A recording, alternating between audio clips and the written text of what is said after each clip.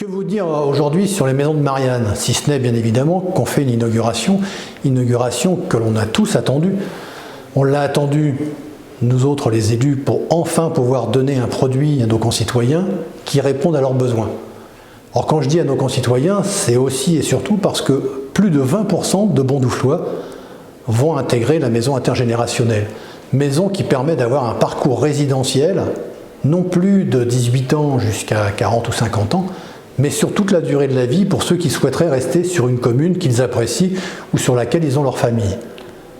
D'autant plus que c'est un produit qui tient compte des revenus. Il y a une époque où les gilets jaunes obligent, ils nous ont rappelé un certain nombre de choses, on s'aperçoit qu'un certain nombre de personnes, avec leur retraite, ne peuvent pas se payer un loyer. Ou s'ils payent le loyer, ils ne vivront plus décemment, ce qui est inacceptable. Et là, les maisons de Marianne a créé et proposé un produit qui répond totalement à la demande, qui sait prendre les devants, mais qui sait aussi et surtout ne pas créer des ghettos où les gens seraient mis dans un petit coin. Surtout, ils n'ont pas beaucoup de moyens, donc ils ont un logement, mais ils ne font plus partie de la cité. Bien pas du tout. C'est intégré, c'est mélangé avec les jeunes, avec des moins jeunes. On est toujours dans la cité, on participe. Des gens de la cité peuvent venir dans les services qui sont rendus à travers la maison, que ce soit des salles de soins, des rencontres et autres.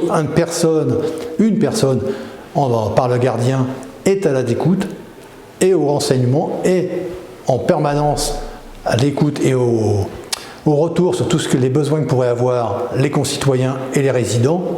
Et ça, c'est vraiment effectivement un produit extrêmement important.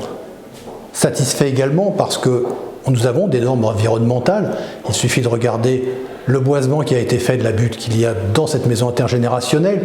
On a aussi des obligations morales, notamment par rapport à nos plus jeunes, sur qu'est-ce qu'on fera de notre planète.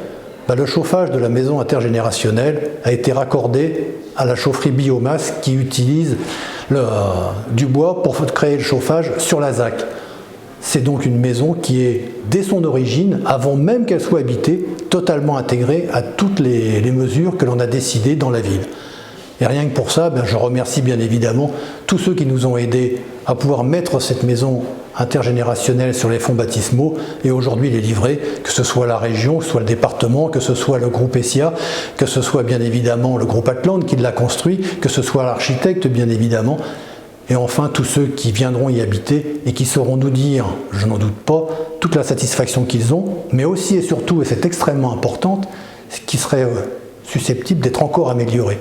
Parce qu'on ne peut toujours que s'améliorer, mais on ne s'améliore que dans l'écoute des uns et des autres. Je vous remercie.